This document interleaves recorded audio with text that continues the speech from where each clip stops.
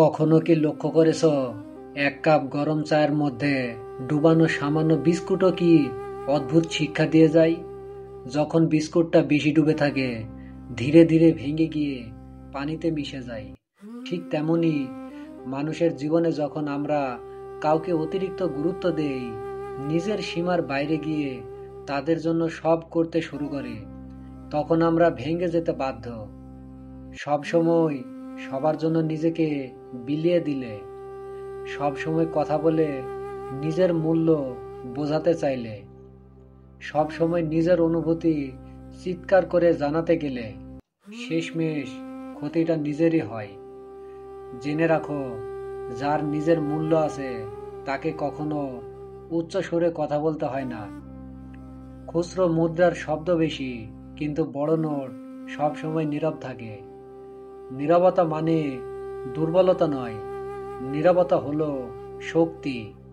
কারণ সঠিক সময়ে সঠিক উত্তর দেওয়ার মতো ক্ষমতা থাকে কেবল কেবল ধৈর্যশীল মানুষের মধ্যে। জীবনে অনেক সময় চুপচাপ থাকা প্রয়োজন। চুপ থাকা মানে হেরে যাওয়া নয়, চুপ থাকা মানে অপেক্ষা করা, সঠিক মুহূর্তকে লক্ষ্য করা, নিজেকে প্রমাণের জন্য উপযুক্ত সুযোগকে স্বাগত জানানো। এই পৃথিবীর সবচেয়ে দামি জিনিসগুলোর মধ্যে একটি হলো আত্মসম্মান। এটাকে কখনোই সস্তায় বিলিয়ে দিও না। যে একবার তোমাকে ছোট করে তাকে চিনে রাখো, আর নিজের দূরত্বটুকু বজায় রেখে দাও। কারণ মানুষ সুযোগ পেলে একই ভুল বারবার করে। ক্ষমা করা নিঃসন্দেহে একটি গুণ, কিন্তু একই আঘাত দ্বিতীয়বার নিতে যাওয়া বোকামি।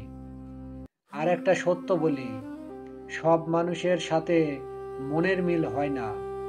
যাদের সাথে চিন্তা মেলে না, মূল্যবোধ মেলে না, লক্ষ্য মেলে না, তাদের সাথে তর্কে বাড়ে, সম্পর্ক নয়।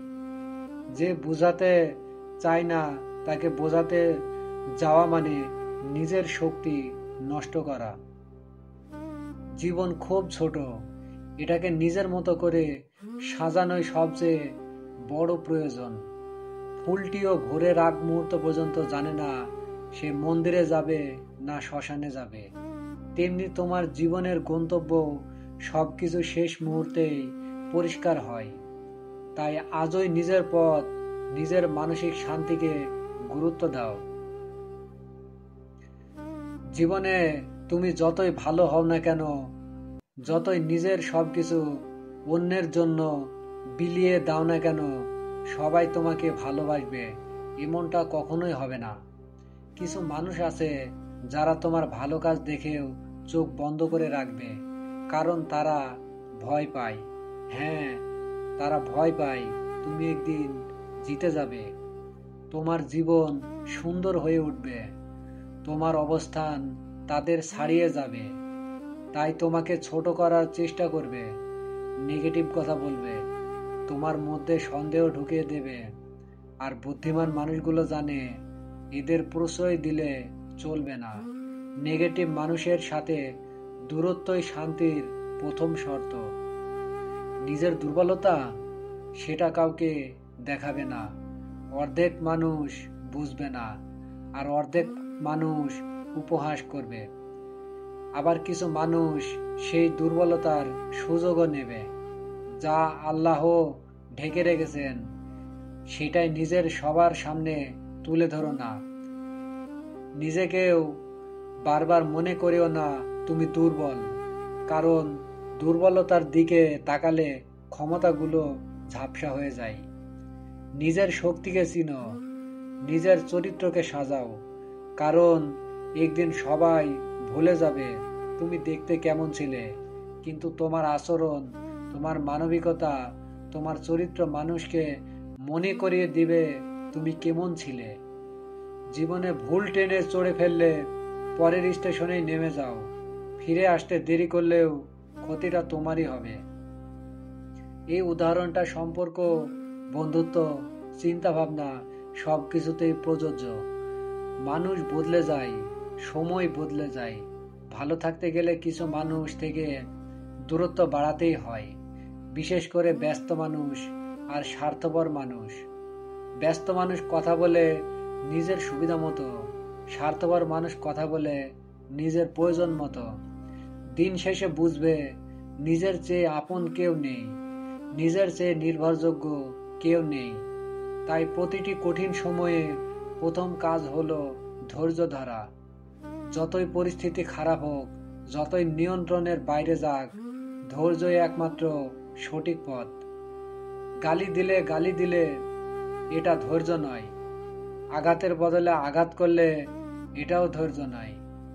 রাগে অভিমানে সম্পর্ক ভাঙলে এটাও ধৈর্য নয়। ধৈর্য হলো কিছুটা মেনে নেওয়া, কিছুটা মানিয়ে নেওয়া, আর সবশেষে নিজের উপর এবং উপরওয়ালার উপর ভরসা রাখা। সুখ তা টাকা দিয়ে কেনা যায় না। টাকা জীবনকে সহজ করে, কিন্তু সুখী করে না। আনন্দ আসে চিন্তা ভাবনা থেকে, মনের শান্তি থেকে। অনেক গরিব মানুষকেও খুব সুখে থাকতে দেখেছি, আবার খুব ধনী অনেককেই ভেতরে ভেতরে ভাঙতে দেখেছি। সুখ একটি অভ্যাস, এটা মনেই তৈরি হয়, মানিব্যাগে নয়। অল্পতে খুশি থাকা, এই ক্ষমতা যার আছে সেই প্রকৃত সুখী। তাই জীবনে যত কষ্ট আসুক, ধৈর্য ধরো। ধৈর্য তোমাকে মানসিকভাবে শক্তি করবে। ধৈর্য তোমাকে মানুষ চেনার ক্ষমতা দেবে। ধৈর্য তোমাকে এগিয়ে রাখবে। কষ্টের ভেতরেই শান্তির বীজ থাকে, অন্ধকারের ভেতরেই আলো লুকিয়ে থাকে। বিশ্বাস রাখো, তুমি পারবে। শুধু একটু ধৈর্য ধরো, একটু চেষ্টা আর একটু নিজের উপর ভরসা দরকার।